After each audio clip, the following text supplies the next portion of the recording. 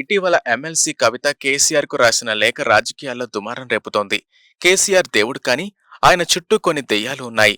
వాళ్ల వల్ల చాలా నష్టం జరుగుతుందని ఎమ్మెల్సీ కవిత వ్యాఖ్యానించారు. కుట్రలు చేస్తున్న ఆ దెయ్యాలే తన తండ్రికి తాను రాసిన లేఖను లీక్ చేశాయని, పార్టీలో తనపై అంతర్గతంగా కుట్రలు జరుగుతున్నాయని ఆమె ఆరోపించారు.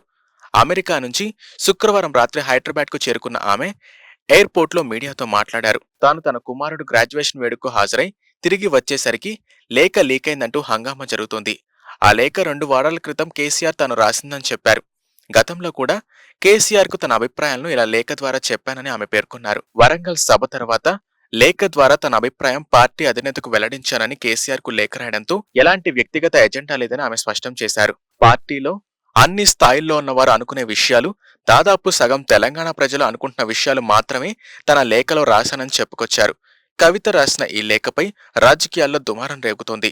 కవిత వ్యాఖ్యలపై కేసీఆర్ సైతం ఆగ్రహం వ్యక్తం చేస్తున్నట్లు తెలుస్తోంది. 2 వారాల క్రితం నేను గౌరవనీయులు పెద్దలు కేసీఆర్ గారికి ఒక లేఖ రాయడం జరిగింది. నేను ఈ విధంగా కేసీఆర్ గారికి ఇదివరకు కూడా నా ఒపీనియన్స్ ఎప్పుడున్నా కూడా లేఖ ద్వారా చెప్పడం జరిగింది. అయితే ఈసారి నేను మొన్ననే చెప్పున్నాను, కుట్రలు కుతంత్రాలు జరుగుతూ ఉన్నాయని. నేను చెప్పిన కొద్ది రోజుల్లోనే మరి నేను అంతర్గతంగా కేసీఆర్ గారికి రాసినటువంటి ఉత్తరం బహిర్గతం కావడం అన్నది, ఇది మరి ఏం జరుగుతుందో అన్నది పార్టీలో ఉన్నటువంటి మనందరం, తెలంగాణ ప్రజలందరూ కూడా ఆలోచించుకోవాల్సినటువంటి విషయం. నేను వేరే ఏం విషయాలు చెప్పలేదు. నేను కేవలం పార్టీలో ఉండేటటువంటి అన్ని స్థాయిలో ఉన్నటువంటి నాయకులందరూ అనుకుంటున్నటువంటి విషయాలు. దాదాపు సగం తెలంగాణ నేను ఈ సందర్భంగా ఈ మధ్యలో టూర్ చేసినటువంటి సందర్భంలో తెలంగాణ ప్రజల విషయాలు మాత్రమే నేను పెద్ద ఎత్తున చెప్పడం జరిగింది తప్పితే నా పర్సనల్ ఎజెండా ఏమీ లేదు. నాకు వ్యక్తిగతంగా ఎవరి మీద ద్వేషం లేదు, ఎవరి మీద ప్రేమ లేదు. కానీ నేను రాసినటువంటి లేఖ చాలా అంతర్గతంగా పార్టీలో మా నాయకుడికి రాసినటువంటిది. అటువంటిది బహిర్గతం అయిందంటే మరి దాని వెనుక ఉన్నది ఎవరు అన్నటువంటిది ఆలోచించుకోవాల్సినటువంటి సందర్భం.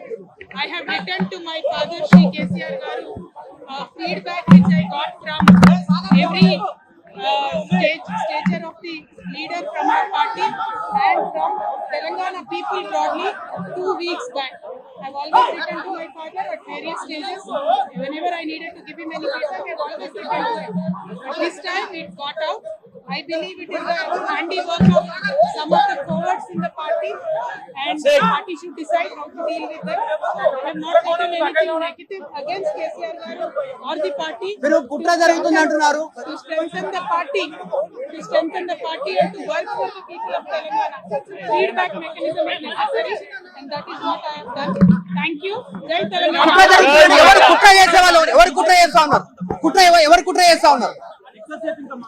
కేసీఆర్ గారు దేవుడు, కేసీఆర్ గారు దేవుడు. కానీ కేసీఆర్ గారి చుట్టూ కొన్ని దయ్యాలు ఉన్నాయి. వాళ్ళ వల్ల చాలా నష్టం జరుగుతున్నది. పార్టీలో ఉండేటటువంటి నాకు, నేను కేసీఆర్ గారి కూతుర్ని, అంతరంగికంగా నేను రాసినటువంటి లేఖనే బయటికి వచ్చిందంటే మరి ఇతర సామాన్యుల సంగతి, ఇతరుల పరిస్థితి ఏంటి పార్టీలో అనేది ఇవాళ చర్చ జరగాల్సినటువంటి అవసరం ఉన్నది. దానికోసమే ఇవాళ నేను మీతో మాట్లాడుతూ ఉన్నాను. రెగ్యులర్ గా నేను ఇచ్చిన ఫీడ్బ్యాక్ అందులో స్పెషల్ ఏం లేదు. ఏ మీటింగ్ అయినా ఏదైనా కూడా నేను సార్కి ఇస్తానే ఉంటాను. కానీ ఈసారి ప్రత్యేకించి బయటికి రావడం అన్నది నేను బాధాకరంగానే ఉన్నది. అయితే ఈ లేఖ, ఈ విషయం అంతా చూసుకొని కాంగ్రెస్ బీజేపీ పార్టీలు బాగా సంబరపడుతున్నట్టున్నాయి. కోతి కొబ్బరికాయ దొరికినట్టుగా ఏదో బీఆర్ఎస్ పార్టీ ఆగమైంది, కేసీఆర్ గారికి అంత సీన్ లేదు. మా నాయకుడు కేసీఆర్ గారే, కేసీఆర్ గారి నాయకత్వంలోనే తెలంగాణ బాగుపడుతుంది, ముందుకు పోతుంది. ఎటువంటి అనుమానం లేదు. కేసీఆర్ గారి నాయకత్వంలోనే బీఆర్ఎస్ పార్టీ కూడా ముందుకెళ్తుందని చెప్పి నేను బలంగా పార్టీలో ఉన్నటువంటి చిన్న చిన్న లోపాలను డిస్కస్ చేసుకొని సవరించుకొని కోవట్లను పక్కకు జరుపుకుంటూ ముందుకు పోతే పార్టీ 10 కాలాల పాటు చల్లగుంటుంది అనేటువంటి నా భావన.